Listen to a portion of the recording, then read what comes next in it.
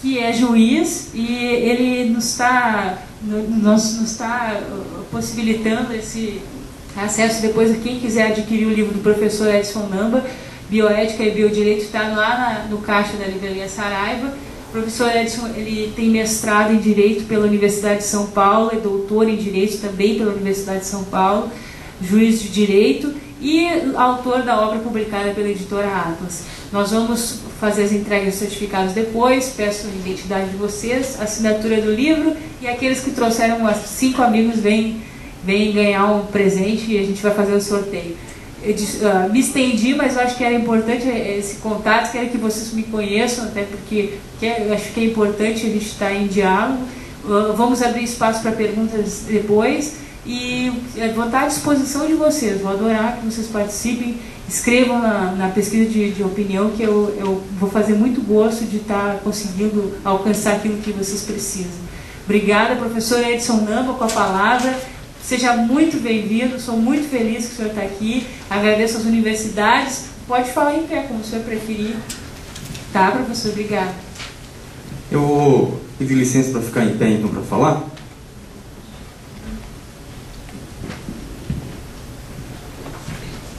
Em primeiro lugar, gostaria de agradecer o convite da doutora Carmela, diretora do Jornal Estado de Direito, um jornal que eu vi a diagramação, o conteúdo,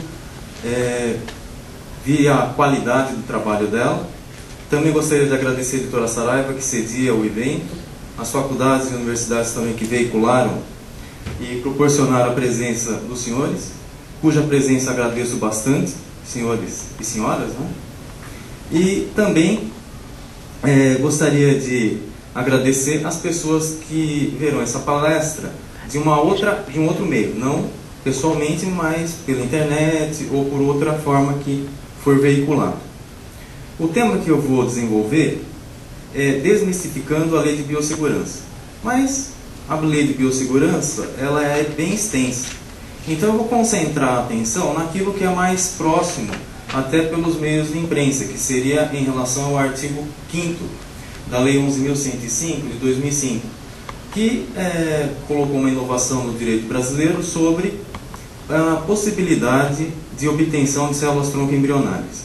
Mas primeiro, eu tenho que fazer algumas colocações, embora seja um pouco teórico, e também usar alguns termos técnicos, mas eu acho que é interessante para vocês entenderem um pouco o que aconteceu.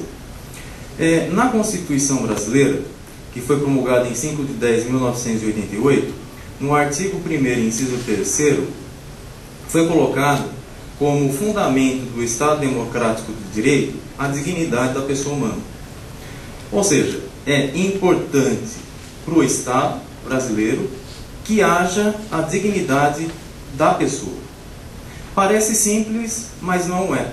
Por quê?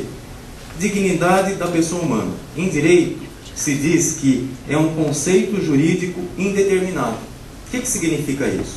Significa que você tem que olhar a doutrina, você tem que analisar os fatos, aquilo que a jurisprudência diz, para afirmar o que seria a dignidade da pessoa humana. Quem seria essa pessoa humana? Em que medida haveria essa dignidade? Então não é uma atividade tão simples assim. Mas a dignidade da pessoa humana, ela também é, genericamente, princípio geral do direito. Isso é muito importante. O que significa isso? Significa que a dignidade da pessoa humana, embora seja um conceito jurídico indeterminado, tenha que ter auxílio para entender o que seja, deve ser aplicado na prática. Sem a dignidade da pessoa humana, você não tem, em primeiro lugar, o próprio Estado Democrático de Direito. Você não tem uma convivência harmônica entre as pessoas. Então, surge a primeira pergunta. Quem seria a pessoa humana? Quem seria o titular dessa dignidade que é tão importante, que deve ser concretizada? A dignidade da pessoa humana, ela pressupõe a vida. Sem vida, você não tem a dignidade. Então tem que ter a vida. A vida é, a grosso modo, do ser humano. A qualidade do ser humano é que ele tenha que ser digno.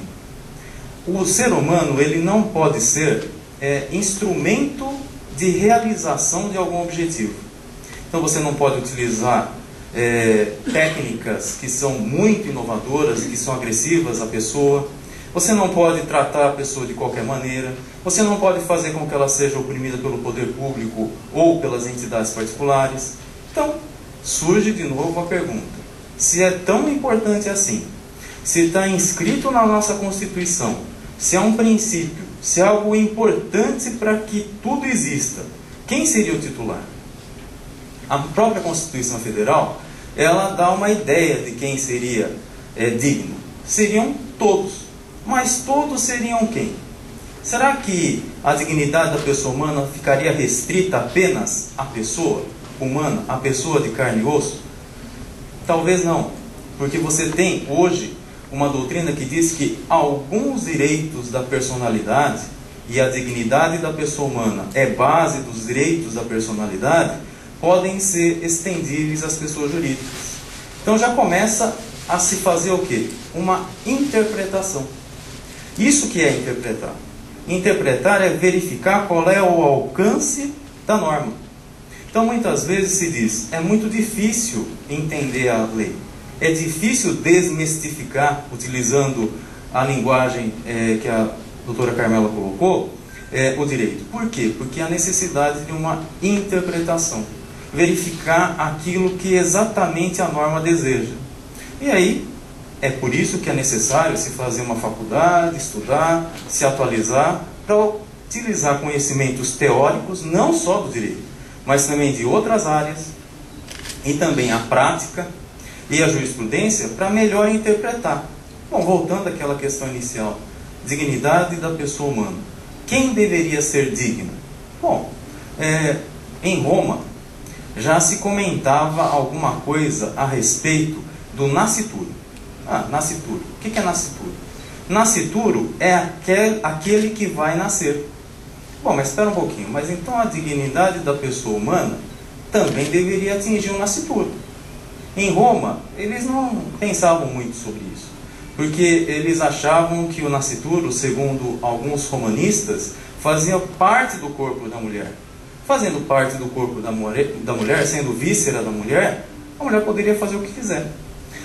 Muitas vezes, quando os bebês nasciam, eles eram mortos, porque eles não tinham a aparência do ser humano, a aparência normal, tinha alguma deficiência, não havia uma viabilidade. O nosso direito, ele progrediu.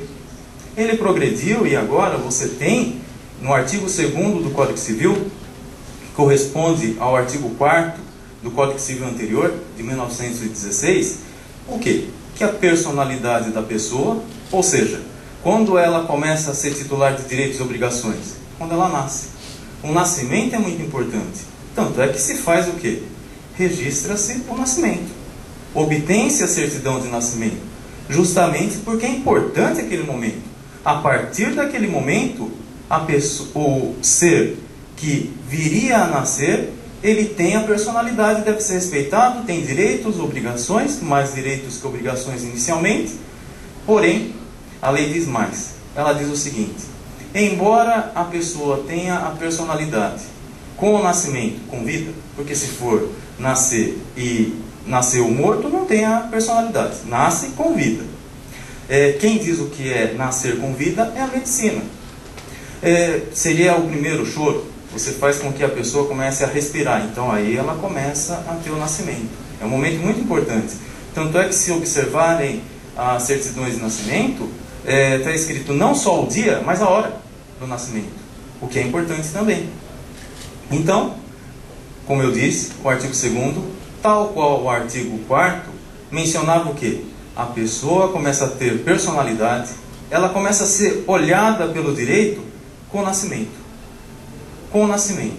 Porém, desde a concepção, vão ser assegurados os direitos de nascituro. Aí é que começa a surgir várias dificuldades. Quem é o nascituro? É aquele que vai nascer, tá certo. Mas a partir de quando?